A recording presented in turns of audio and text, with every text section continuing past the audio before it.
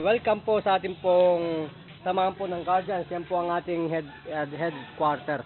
Guardian Socialite Society Incorporation po at ng ating pong tandem ng ating pong Guardian Magistrate Advocate for Democracy and Health.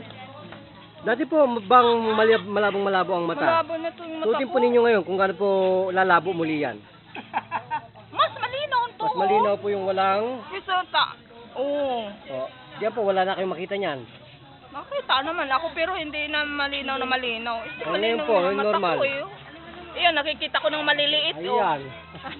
Noon, hindi ako nakikita ng maliit niyan.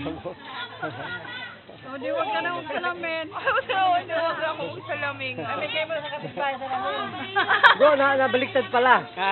Dapat pala talaga palinawin ang utak. Pati utak. So, magpakilala po, sister. Daan lang ng half day. Hindi naman.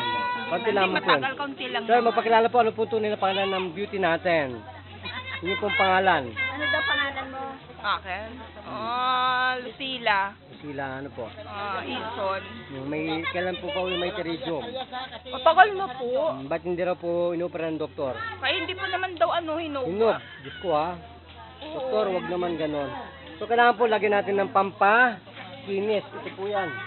Pag tinanggal po ninyo, kinis yan. Katulad po kayo ng mga matang ito. Matang-mata ni Angelito. Angelita. Ganyan po ang Guardians at advokasya po. Sana tayo, lalo na po kung tayo mga kapitan, maging advokasya po ng katotohanan at nandiyan na po ang federalismo ni Duterte. Para pong absolute monarchy yan. Kung ano po ang tama, yun ang iiral. Ano po? Kaya dapat ilibing ang mamatay, hindi dapat ang patay ay ano po, pinipreser. Tama bro, no? Tama yun. Magagalit po si Lord. Kahit ano pa po ang kasalanan ng tao, pag yan ay namatay na, patawarin. Ano po, tama mo ba yun? Kapag hindi po ninyo nilibing ang patay, lahat po ng sakuna dito sa Pilipinas mararanasan ng bansang ito.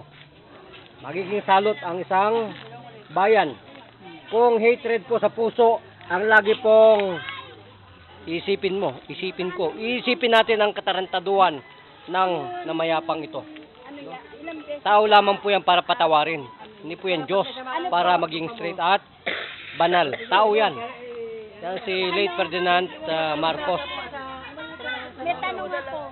Mga ilang beses sa isang araw. Kahit isa lang. Isa lang. Maghapon. Kailangan pong pahid yun, no? Patak. Patak lang po yun. So, nanay, kaya mo dito sa sipon mo. Pinagmamalaking mong ano po.